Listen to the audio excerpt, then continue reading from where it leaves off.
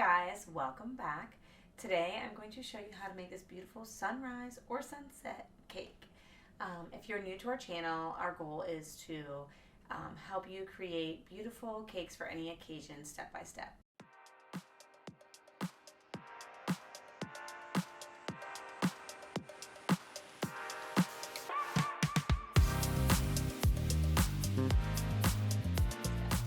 So for today's cake, you're going to need two 8-inch cake pans, two 10-inch cake boards or larger, and you'll need your favorite batter, your favorite buttercream, a serrated knife. You're going to need a tip number 2 and 3 if you choose to write on anything. You're going to need a tip number 12. You're going to need 3 piping bags, 3 couplers. You may need another one if you do want to write in a different color.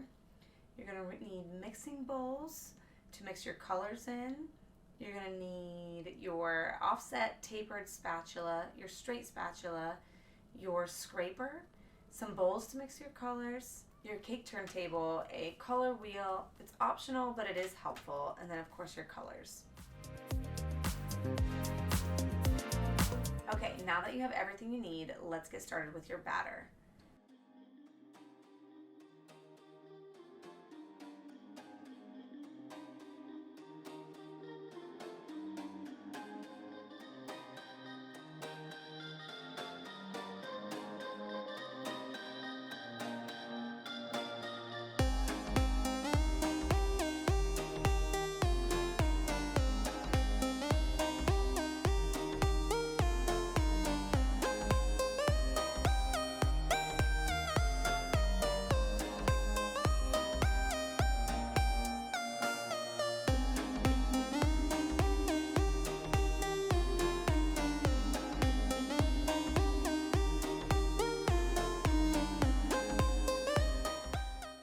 Once your batter is prepared, you're going to want to take your two 8-inch pans, spray and line them, and then pour your batter evenly into your cake pans.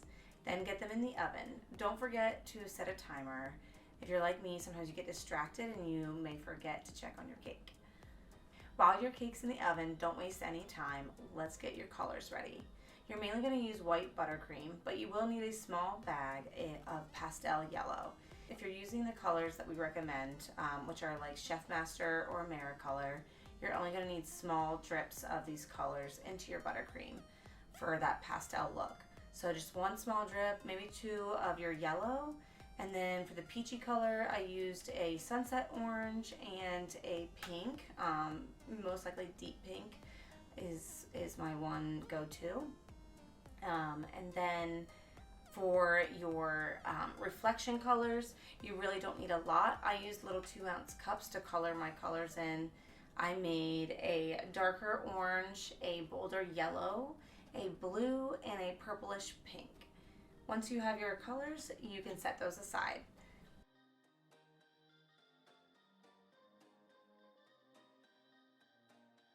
Once your cake is done and out of the oven, you can let your cake cool to room temperature. If you need to speed up this process, you can, after you dump your cake, you can put it either in the fridge or in the freezer. Once your cake is chilled, you're going to bring it back out and you're going to go ahead and cut the tops off. I cut slightly above where it starts to round, and then I fill it with buttercream and then put the cake flat or cut side down on top. I actually tried to create this cake a few weeks ago, but I did it a different way. I had in my head that it was going to be difficult, but I wanted to try it. So what I did was I actually did one 8-inch cake, and I baked that, cut off the top, cut the cake in half, and then filled those half layers together, and then set it up like the rainbow, like how this cake is. I went ahead and iced it like that. And all was fine until I got to the end, which this is the part I knew would be difficult, which would be the horizon indents. I just don't have, my hand does not have the dexterity to go in a fluid motion like that without showing any rivets. And I want my lines to be pretty flawless. So I was definitely struggling to create that look.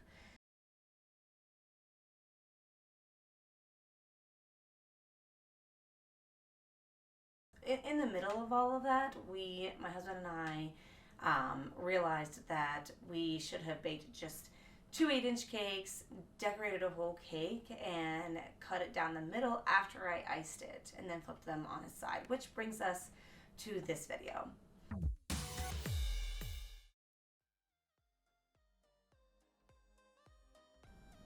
Okay, back to our cake that we're doing today.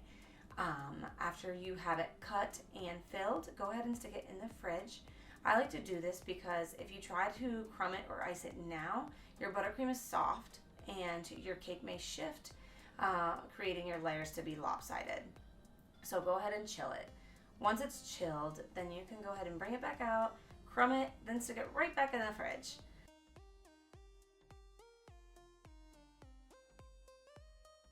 Once your crumb coat is nice and solid, you can go ahead and bring your cake back out and you're ready to ice it.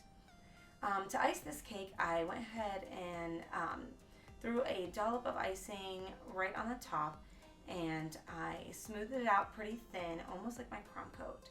Then I iced my sides as normal and smoothed them pretty quickly, and then went back to the top, and with my open coupler of my white bag, I went ahead and made a couple rings. Then I made a couple rings of my pastel yellow, and then in the center I used my pastel peach, adding a little bit of that yellow in it as well. Once I had all my colors piped on the top, I went ahead and smoothed it out just a little, and then I touched up my sides again and then pulled in my top.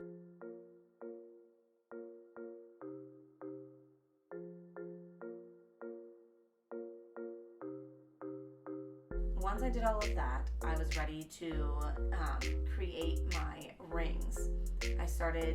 I used my straight spatula to create my rings, and then once I got to the center, then I was ready to pipe my sun. I used my tip number 12 to pipe the sun. Once you pipe the sun, you're ready to stick it back in the fridge.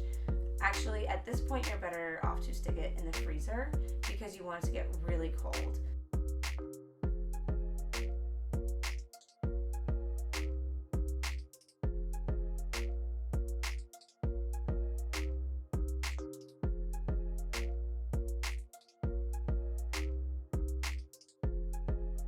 Once your buttercream is solid, you're ready to take it out and cut down the center of your cake. Once you cut your cake down the center, you're going to go ahead and transfer one of the halves to another cake board, placing it cut side down. You'll also flip the one on your current board, cut side down as well. Then you're ready to ice the back of your cake. Once you ice the back of your cake, then you're ready for your reflection.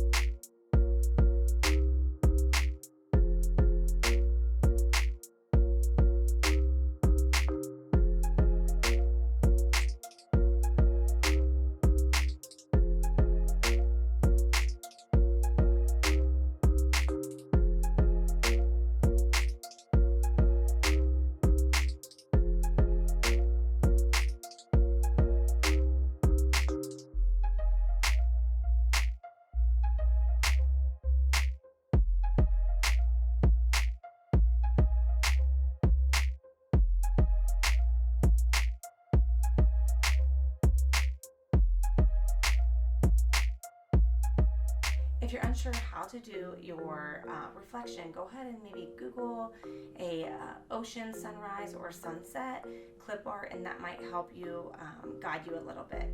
But I use my offset tapered spatula and just start smoothing the buttercream onto my board.